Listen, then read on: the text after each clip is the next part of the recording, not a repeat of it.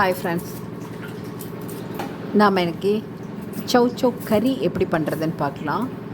அதுக்கு நான் ஒரு மீடியம் சைஸில் ஒரு 3 சவ் சவ் எடுத்திருக்கேன். 2 பெரிய வெங்காயம், 2 தக்காளி எடுத்துருக்கேங்க. முதல்ல இதை கட் பண்ணிக்கலாம்.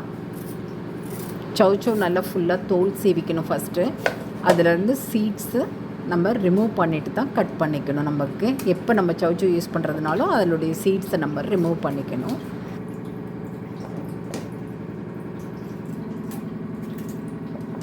நல்லா தோல் சீவி நீட்டாக சாப் பண்ணி வச்சுக்கலாம்.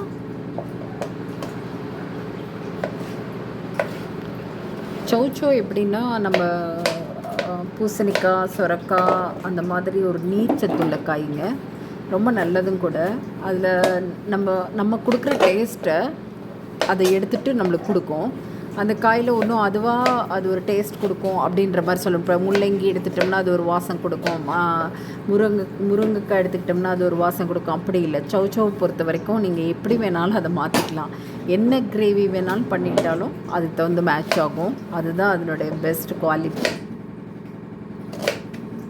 வெங்காயத்தை, பெரிய வெங்காயம் நம்ம எப்படி கட் பண்ணணும்னா, ஒரு 2 வெங்காயம் எடுத்துருக்கேங்க. அதில் ஒரு வெங்காயத்தை நான் பெரிய பீஸாக கட் பண்ணி வச்சுக்கிட்டேன். ஒரு வெங்காயத்தை நல்லா பொடி பொடியாக கட் பண்ணிக்கலாங்க.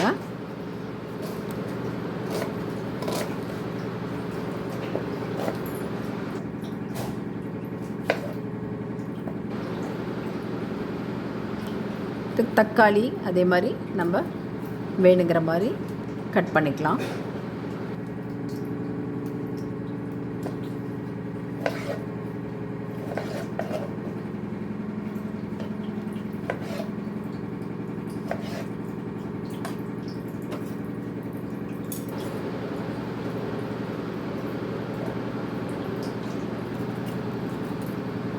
ஒரு மீடியம் சைஸ் இஞ்சி எடுத்துக்கோங்க.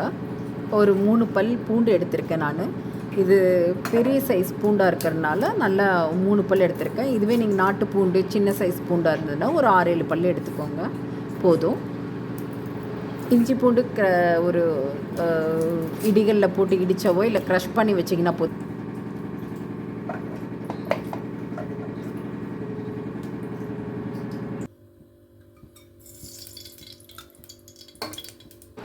எண்ணெயை ஊற்றிக்கலாம். அதில் கொஞ்சம் சீரகம் வெடித்து வரும் பொழுது ஆனியன் போட்டுக்கோங்க. பச்சை மிளகாயும் அதிலேயே சேர்த்து போட்டுக்கோங்க.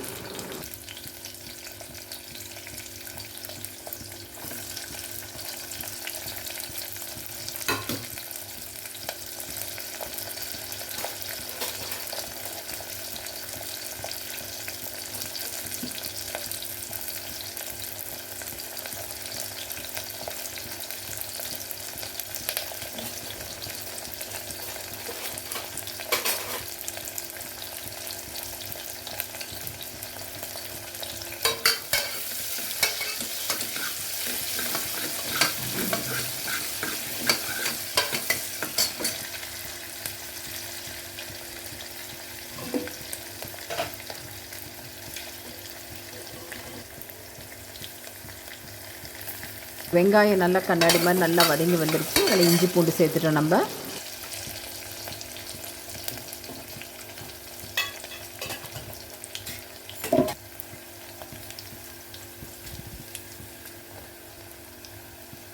ஒரு ஸ்பூன் மிளகாத்தூள் போட்டுக்கோங்க.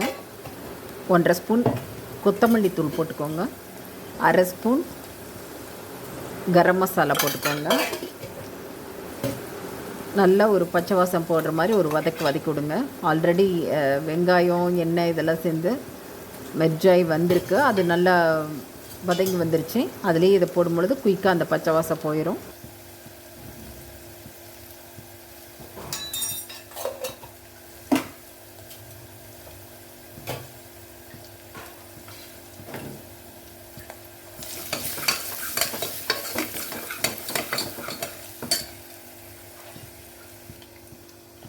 அதுக்கப்புறம் நம்ம இப்போ காய் போட்டுக்கலாம். நல்லா வதக்கிக்கோங்க. காய் ஒரு நல்லா வதக்கி விடுங்க. கருவேப்பிலையும் போட்டுக்கோங்க காய் கூட.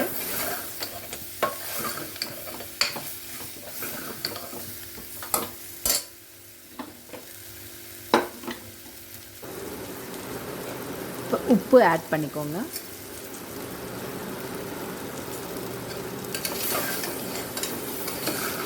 உப்பு போட்டு வதக்கும் பொழுது என்றைக்குமே அது ஒரு நல்லாயிருக்கும்.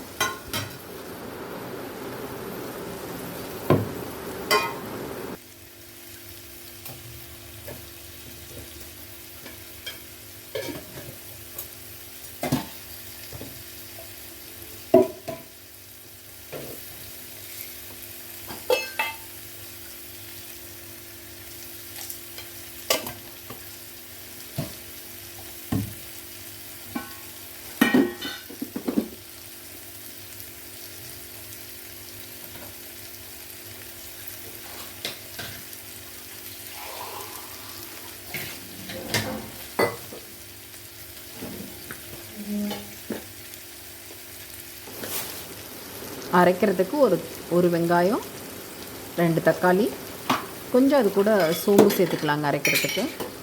கொஞ்சம் பொட்டுக்கடலை மீன்ஸ் நீங்கள் நிறைய போட்டுறக்கூடாது. நிறைய போட்டிங்கன்னா கிரேவி வேறு மாதிரி போயிடும். சும்மா ஒரு 4-5, ஒரு 10 கடலை இருக்கிற மாதிரி இருந்தால் கூட போதுங்க. ரொம்ப ஒரு அரை ஸ்பூன் அந்த மாதிரி போட்டுக்கோங்க. அரை ஸ்பூன் பொட்டுக்கடலை போட்டுக்கோங்க. போட்டு கிரைண்ட் பண்ணிக்கோங்க நல்லா.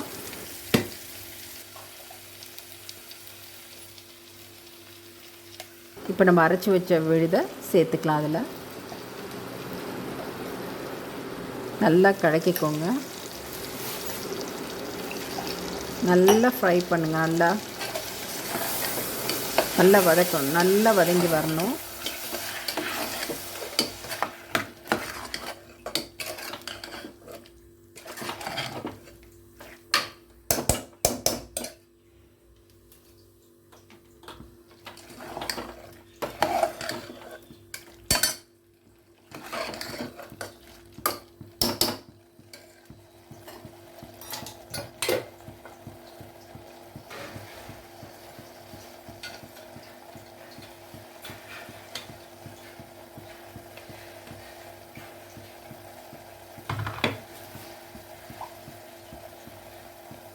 வதங்கி வந்தோன்னே நம்ம தேவையான அளவு தண்ணி சேர்த்துக்கலாம்.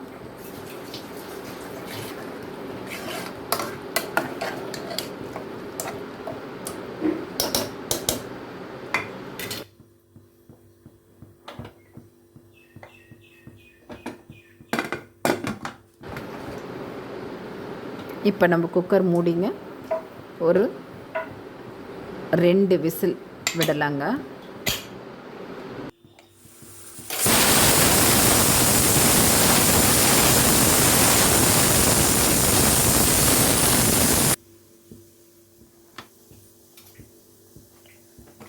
சூப்பராக நம்ம கிரேவி ரெடி ஆயிடுச்சு. அதுவும்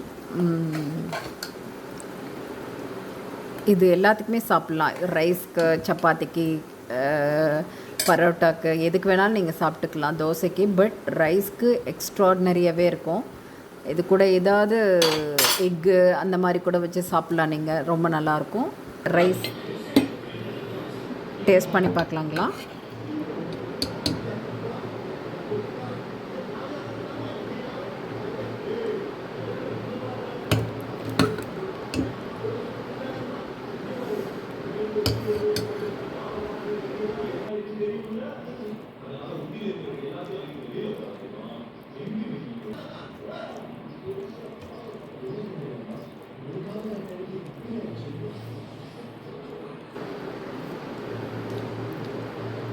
வெரி டேஸ்டி.